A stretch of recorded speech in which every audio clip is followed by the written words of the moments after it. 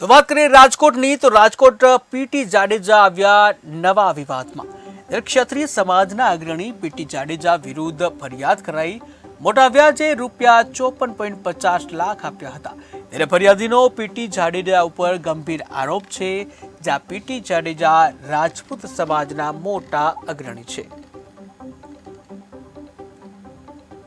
એમની પાસેથી 54 લાખ આશાપુરા ફાઇનાન્સ વાળા પીટી જાડેજા પાસેથી 54,60,000 વ્યાજે લીધા હતા। 25 લાખ રૂપિયા મને આરટીજીએસ કરી દીધું હતું અને 29,60,000 રોકડા આપ્યા હતા।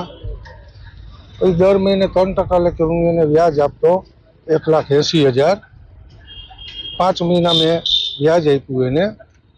પછી મને કે તું પહેલી તારીખે આપી દે પૈસા મને। મેં એની પાસે 22/3 લીધા હતા, એટલે મારે 22/5 પૂરું થતું હતું। એની બદલે કે મારે પહેલી તારીખે જોઈ છે, એટલે પહેલી તારીખની બદલે મેં એને 9 દિવસ મોડા આપ્યા, 10 તારીખે આપ્યા। મેં એને 30 લાખનું આરટીજીએસ નાગરિક બેંકમાંથી કર્યું અને 30 લાખ રોકડા આપ્યા। અત્યારે તમે શું આશા રાખી રહ્યા છો પોલીસ પાસે? આશા એટલી કે કડક પગલાં લે, આશાપુરા ફાઇનાન્સનું લાયસન્સ રદ કરે અને મારી ફાઇલ પરત અપાવે, મારું લખાણ બધું કેન્સલ કરાવી દે અને ચેક મારા પરત અપાવે। એમ કહે છે કે 10%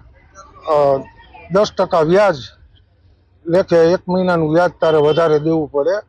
9 દિવસ મેં કીધા પછી મોડા આપ્યા ને એટલે 6 લાખ રૂપિયા વ્યાજ ને પેનલ્ટી લાગશે એ જુદી, એ 5 લાખ 10 લાખ જી લાગે એ પેનલ્ટી અલગથી। રાજકોટમાં રહેવા નહીં દઉં અને હારાવાજ નહીં રહીએ।